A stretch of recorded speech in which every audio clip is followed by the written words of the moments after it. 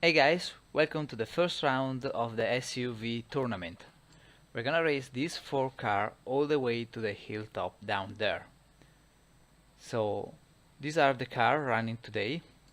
The first one is the Bushwork Marauder. So it has a nice 70-80 feeling, looks like a Land Rover of the day. It has a 270 horsepower engine and it sits very high on the suspension, so it's not gonna have much trouble handling the bump on the rock crawling session. Next is the Falgar Lapada. It's a very modern looking car, looks like the new Discovery, I think. It has 200 horsepower and it weighs 2 tons, so maybe it's gonna be struggling a little uphill. But let's see, we will see. It has very nice chunky tires, however, so at least it knows it's a good off-roader. Next we have the Merlin 4x4 Cross Sport. This is built on a people carrier body and it has very nice rims. And it is by far the most powerful car today with a 600 horsepower V8 turbo.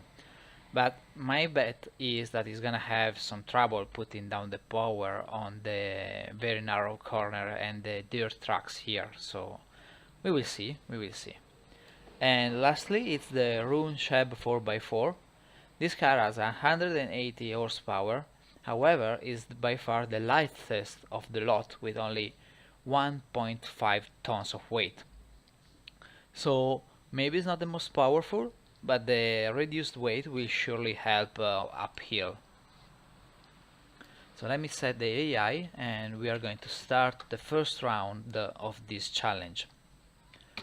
As a side note, there are a couple of cars ready for the round 2, but we are going to need a couple car more so that we can have a second round, so keep them coming.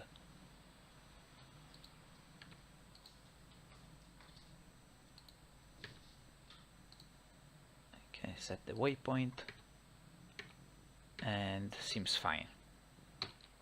Let's resume real time and off we go.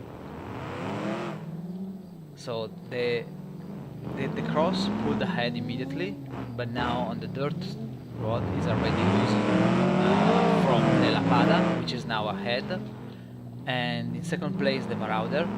They can pull quite nicely. Oh, Marauder takes the lead. It's very close. It's really close. The Cross is lagging behind and the Rune is in the last place.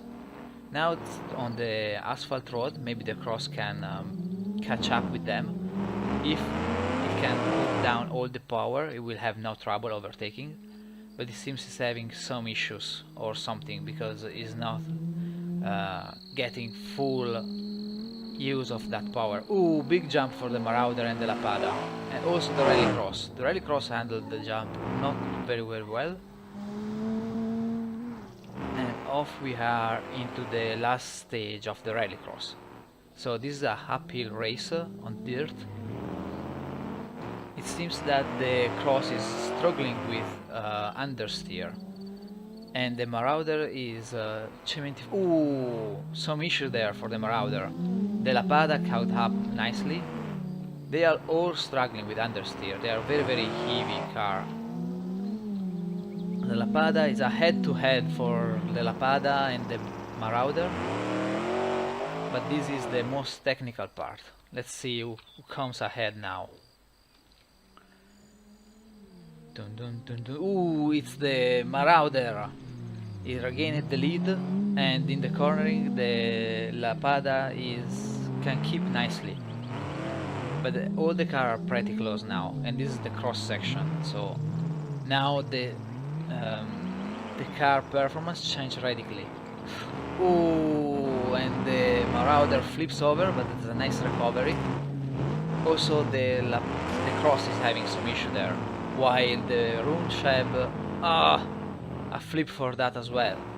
And the V8 car instead, thanks to superior power, managed to reach the finish line first.